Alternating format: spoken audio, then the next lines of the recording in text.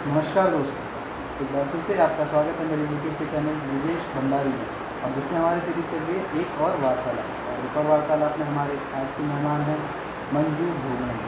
मंजू भोगना जी के बारे में आपको मैं ये बता दूँ, मंजू भोगना जी उत्तराखंड की एक जानी मानी अभिनेत्री हैं और वो एक एंकर भी है, जो कि बहुत सारे आपने प्रोग्राम्स में उन्हें देखा होगा एंकरिंग करते हुए, और बहुत सारी फिल्मों में उन्हें आपने अभिनय करते हुए देखा होगा। तो मैं उनका अपने इस प्रोग्राम में स्वागत करता हूँ। नमस्कार मंजू। नमस्कार जी। मंजू जी, आप सबसे पहले तो बहुत बहुत धन्यवाद कि आपने अपना कीमती समय मुझे दिया और आप मुझे आप आज आप मुझसे मिल रही हैं जी। तो हम अपनी बातचीत की शुरुआत ऐसे करेंगे कि मैं आपसे ये पूछना चाहूँगा कि आज का जो सिनेरियो चल रहा है। इससे पहले कि ब्रिजेश जी आप कुछ पूछें, मैं सबसे पहले आपका भी धन्यवाद करती हूँ। आपने मुझे इस लायक समझा कि आप इस आपकी जो सीरीज़ है उसमें मुझे इंक्लूड करें, तो thank you very much for that. Thank you so much ma'am. Ma'am मैं ये पूछना चाहूँगा कि आज के सिनेरियो में जो आज माहौल चल रहा है बाहर कोरोना का, उसमें हमारा जो आर्टिस्ट है जी, वो सबसे ज़्यादा आर्टिस्ट परेशान हो रहा है, तो उसके बारे में आप क्या सोचती हैं? ब्रिजेश जी, ये तो आपने मेरी दुखती रग पर हाथ रख दिया। और मैं समझती हूँ कि ये कोविड जो हमारा कोविड काल जो आया लगभग 1.5 साल से ऊपर हो गया है, इसमें जो एक आर्टिस्ट को सहना पड़ा, मुझे नहीं लगता किसी और वर्ग ने सहा होगा।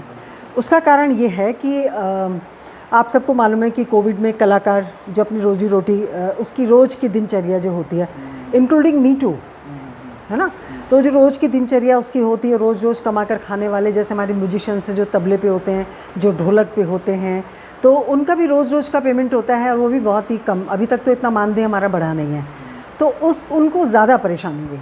अब जिनकी नौकरियां हैं तो उनको कुछ ना कुछ हाफ सैलरी से ही कुछ तो मिला होगा, लेकिन बहुत दुख की बात है कि इस दुख के साथ हम ही हैं। हमारे साथ ना तो कोई सरकार है और ना कुछ है। तो चूंकि मैं भी आपकी जैसी हूँ तो मैं आपसे क्या उम्मीद कर सकती हूँ।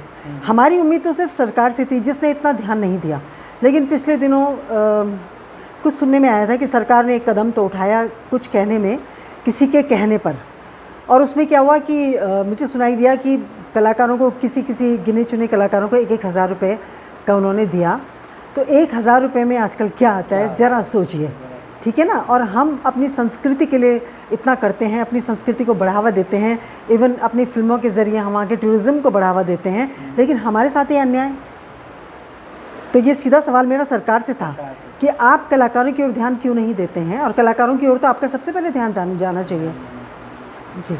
तो ये तो बात होगी आज के दौर की, जो जी, बहुत मुश्किल दौर है। हाँ बिल्कुल जी। अच्छा, तो बात करें, अगर आपके सफ़र की बात करें तो आपका सफ़र ये कैसे शुरू हुआ और कहाँ से आपको ये अभिनय का रुझान हुआ? बहुत अच्छा सवाल आपने पूछा। एक्चुअली ये जो एक्टिंग का कीड़ा है ना, मेरे खून में होगा शायद क्योंकि मैं तो पहले लैंसडाउन में थी शादी से पहले, फिर मैं दिल्ली आ गई। तो यहाँ इसी घर में अभी 30-32 साल मुझे इस घर में हो गए। तो यहाँ पर यहाँ का कोई पहाड़ी ग्रुप आया था, तो कहता मंजू जी हम आपके घर में प्रैक्टिस कर लें। तो मैं और मेरे हस्बैंड तो हम तो बहुत सोशल हैं, तो हमने कहा चलो कोई बात नहीं, हम ये हॉल दे देते हैं, आप कर लीजिए। तो वहीं पर किसी ने बोला कि अरे भाभी जी आप एंकरिंग आप क्यों नहीं कर लेती हैं? तो मैंने कहा मैं एंकरिंग करूँगी, मुझे तो ऐसा कुछ भी नहीं आता। कहते नहीं आप करके देखिए।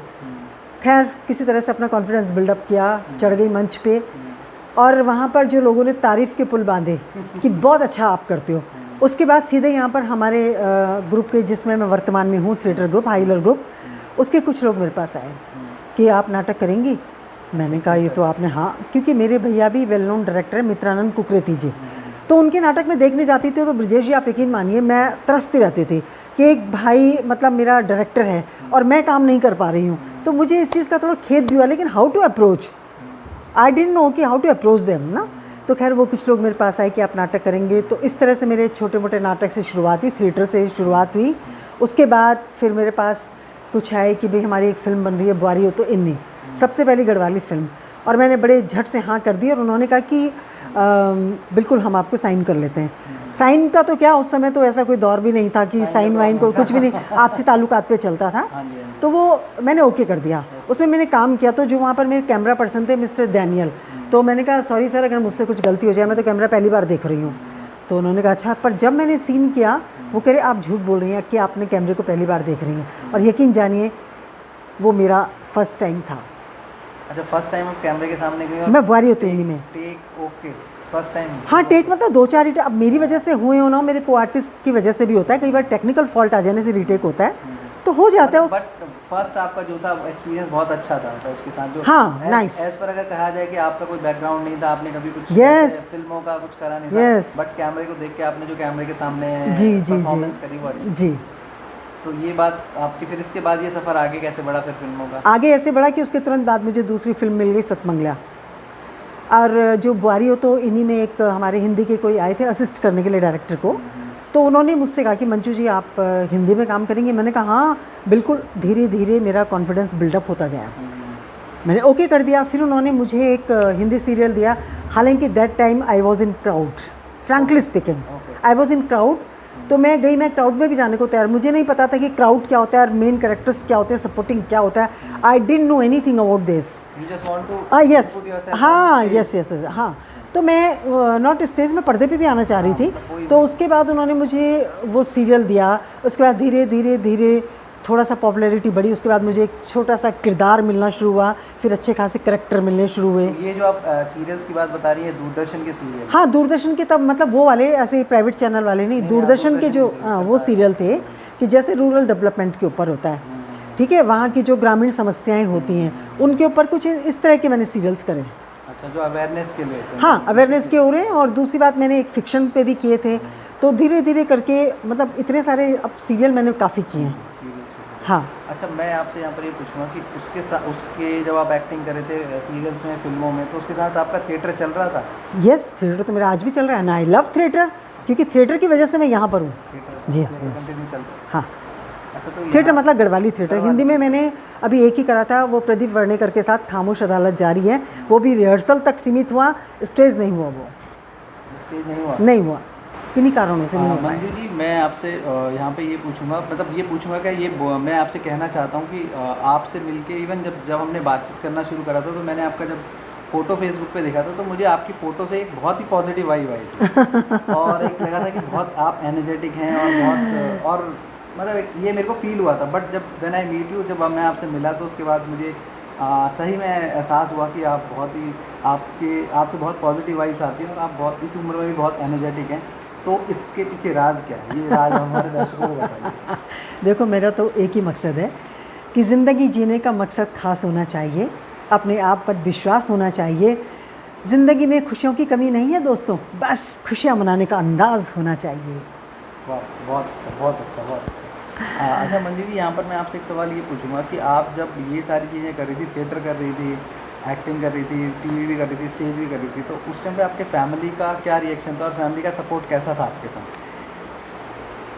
अगर ब्रिजेश जी फैमिली का सपोर्ट नहीं होता तो शायद मैं आज यहाँ नहीं होती, है ना। मेरे छोटे छोटे बच्चे थे, मेरा बेटा तो हुआ भी नहीं था तब। अच्छा, जब से मैं करने लगी थी, और मतलब शुरुआत किया था। वैसे तो मैंने बेटे के होने के 2-3 साल के बाद ही मैंने असल जो पकड़ी है, जो गति पकड़ी है, वो उसके बाद पकड़ी है। तो निसंदेह मेरे बच्चों ने सफ़र तो किया ही होगा कि जिस उम्र में उनको माँ के हाथ का गरम गरम खाना चाहिए, उस स्टेज में उन्होंने मैगी वैगी खाकर गुजारा किया होगा। लेकिन मेरी फैमिली का फुल सपोर्ट मेरे साथ था। फुल सपोर्ट आपके साथ? यस, उस सपोर्ट के आज भी है। हाँ, उस सपोर्ट के बिना वैसे भी कोई कलाकार चल भी नहीं चल सकता। अगर उसका घर मजबूत नहीं होगा, घर के सपोर्ट नहीं होगा, तो वो फिर परफॉर्म कैसे करेगा? लेकिन एक और बात थी इसके साथ कि मैंने अपने परिवार की जिम्मेदारियां नहीं छोड़ी, उनकी जिम्मेदारियों को पूरा करते हुए मैं यहाँ तक आई। मंजू जी, ये बात तो हो गई आपकी एक्टिंग की और थिएटर की जी। तो जो आपका जो सबसे इंटरेस्टिंग पार्ट है, या जिसमें आपको बहुत रुचि है, एंकरिंग का, वो आपने बताया कि एक सबसे पहले आपके घर से स्टार्ट हुई जी। उसके बाद प्रोफेशनली आपने कब, मतलब जब और बड़े प्रोग्राम्स में कब आपने शुरू करा एंकरिंग करना? उसके चंद दिनों बाद, मतलब कि 1-2 साल लगा मुझे अपने प्रोफेशन को जमाने में। उसके बाद तो लोगों ने फिर प्रोफेशनली मुझे बुलाया।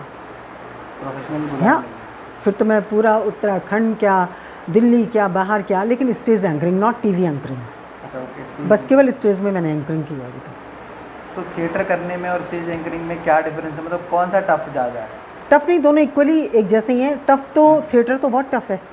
टफ़ इसलिए है कि आपने वहाँ पर जो कर दिया सो कर दिया, वहाँ पर रीटेक तो होते नहीं हैं। लेकिन उसमें आपको लाइव वो मिल जाता है, लोगों की ऑडियंस की जो वाहवाही लूटनी हो तो वाहवाही, और जो आपकी खामियां वो बताते हैं वो तुरंत मिल जाता है। तो I love theatre still, and anchoring is my favourite subject. Anchoring वगैरह या करनी चाहिए। तो उसके लिए आप कुछ पढ़ती भी हैं? नहीं, नथिंग नथिंग, कुछ भी नहीं। मैं अभी भी आपके साथ स्पॉन्टेनियस जो मेरे को आ रहा है दिमाग में, मैं वही बोल रही हूँ। मैंने तो जब मैं पढ़ती थी, मैं तब पढ़ के नहीं जाती थी, जो आता था वो लिख देती थी, जो आता था वो मैं बोल देती थी, बस। लिखने की प्रैक्टिस मुझे नहीं है, कुछ पढ़ने की प्रैक्टिस मुझे नहीं है। नहीं, मेरा पूछने का मतलब ये था कि मैं ये आपसे पूछना चाह रहा था कि जैसे कि एक एंकर को बहुत सारी चीज़ें कहनी पड़ती हैं, बहुत सारी Yes. चीज़ें बोलनी पड़ती हैं, Okay. क्योंकि उसको नॉलेज भी होना चाहिए। तो उस हिसाब से मैं पूछ रहा था कि आपने कुछ लिटरेचर पढ़ा है, या मतलब कुछ देख- शायर्स को पढ़ा है, या किसी नहीं, ऐसे नहीं, पोएट्स को पढ़ते हो? जी, ऐसा है कि मुझे शेर व शायरी का तो बेहद शौक़ है। वो आप मुझे स्टेज में तो शेर व शायरी के बिना मेरी एंकरिंग अधूरी होती है। और लोगों ने जब बहुत सराहा मुझे, तो उसके बाद मुझे लगा कि शेर व शायरी में काफ़ी दम है और इससे एंकरिंग मजबूत होती है। और मतलब कनेक्ट होते हैं। या तो और खूब तालियां मुझे मिलती थी इसमें। तो मैंने क्या करा कि उर्दू चैनल आता था, उसमें मैं शायरों के जो शायर थे उनकी, अगर जो मेरे को याद रह गई तो याद रह गई। पहले तो मैंने लिखा भी था एक आध कि चलो मैं रजिस्टर में लिख लूँ, लेकिन मैं स्टेज में कभी आपने मेरे हाथ में पेन पेंसिल नहीं देखी। मैं अपने आप से जो मुझे आता था मैंने वो बोला और लोगों को बहुत भाया।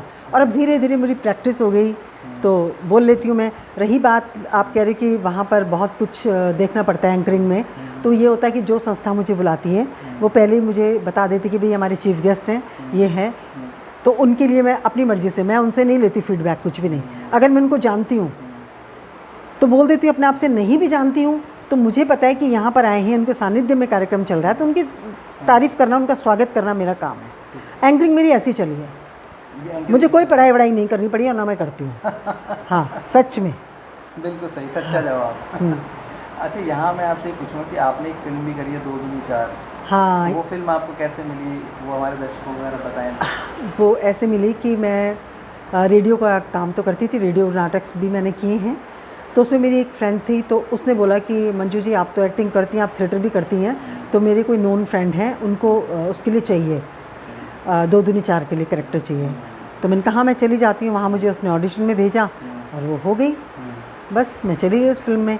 इवन ऋषि कपूर जी ने मेरी बहुत तारीफ़ की थी उस वक्त, कितनी अच्छी आर्टिस्ट है ये। और उत्तराखंड का जब मैंने बोला तो मैं भी बड़ी गौरवान्वित महसूस कर रही थी। उन्होंने कहा आप उत्तराखंड से हैं? मैंने कहा जी हाँ, मैं उत्तराखंड से हूँ। तो अच्छा लगा मुझे भी और उन्हें खुद बहुत अच्छा लगा। अच्छा, उसके बाद फिर आपने कोई हिंदी फिल्म नहीं करी? नहीं, यार जिगरी करी थी, वो अभी तक आई नहीं है। हाँ मंजू जी, यहाँ पे मैं आपसे एक सवाल ही पूछूंगा कि जब आपकी एक फ़िल्म आ गई थी और एक फ़िल्म आप बोलते हैं कि अभी एक फ़िल्म आपकी आने वाली है, तो आपने और फिल्मों में या किसी अलग फिल्मों में ट्राई नहीं करा, और फिल्मों में ट्राई नहीं करा कि उसके बाद आप किसी दूसरी फिल्म में आए या बॉलीवुड की किसी और फिल्म में आपको काम मिले? एक्चुअली मैं ऑडिशन में गई नहीं, पता भी चलता था तो मैं थोड़ा आलस कर जाती थी। हाँ, वेब सीरीज़ के लिए मेरे पास आया, मैंने तांडव वेब सीरीज़ जो बहुत फेमस हुआ वो करा, पाताल लोक किया, और अभी भी कुछ मेरे पाइपलाइन में है। अच्छा। तो हाँ, मैंने करा है काम, तो काफ़ी करा है मैंने। तो हिंदी सीरियल वगैरह आप लगा लो, मैंने तो करा ही है काम। शौक़ तो मुझे बेहद है एक्टिंग का। मंजू जी, ये बातें तो हो गई आपके फिल्मों की, आपके थिएटर की, आपके एंकरिंग की, पर जो पिछले 1.5 साल से जो ये लॉकडाउन चल रहा है, इसमें आपने अपना समय कैसे काटा और क्या क्या किया, ये हमारे दर्शकों को प्लीज़ बताइए। देखिए, लॉकडाउन में परेशानियां तो सबको भी, मुझे नहीं, लेकिन मैंने इस लॉकडाउन को यूटिलाइज़ किया क्योंकि मेरा बेटा अंकुश बहुगुणा काफ़ी फेमस है, उसके साथ मैंने काफ़ी डिजिटल प्लेटफॉर्म पे बहुत काम किया और उसके साथ खूब सारी वीडियोस बनाई, कुछ गढ़वाली में भी बनाई और कुछ हिंदी की, कुछ ब्रांड वीडियो शूट करे। तो इंस्टाग्राम पे हम दोनों की जोड़ी बहुत फेमस है, मंजू बहुगुणा एंड अंकुश बहुगुणा। आप फेसबुक में भी टटोल लें तो सब आपको मिल जाएगा। हम बहुत फेमस हो गए उन दिनों। अभी भी मैंने काफ़ी काम करती रहती हूँ उसके साथ। तो लॉकडाउन में ऐसे पता ही नहीं चला, हमने घर के अंदर ही काम करा। वर्क फ्रॉम होम हो गया आप लोगों का। या तो दर्शकों, ये थी मंजू जी, जिनसे बातें करके बहुत अच्छा लगा, जिन्होंने अपने जीवन के बारे में हमें बहुत सारी बातें बताई, बहुत सारे अपने एक्सपीरियंस हमारे साथ शेयर करे और बहुत अच्छा लगा इनसे बातें करके। इन्होंने बहुत सारी अपनी लाइफ की एक्सपीरियंस हमारे साथ शेयर करे और बहुत सारी चीज़ें हमें बताई जो पॉजिटिवली हम अपनी लाइफ में अप्लाई कर सकते हैं। और मैं अपने देखने वाले दर्शकों को यही बोलूँगा कि प्लीज़ मेरे चैनल को लाइक कीजिए, शेयर कीजिए और सब्सक्राइब कीजिए, जो कि हम ऐसे गुणी लोगों को आपके सामने पेश कर सकें। और मंजू जी, मैं आपका भी बहुत बहुत धन्यवाद करूँगा कि आपने अपना कीमती समय मुझे दिया। धन्यवाद। धन्यवाद।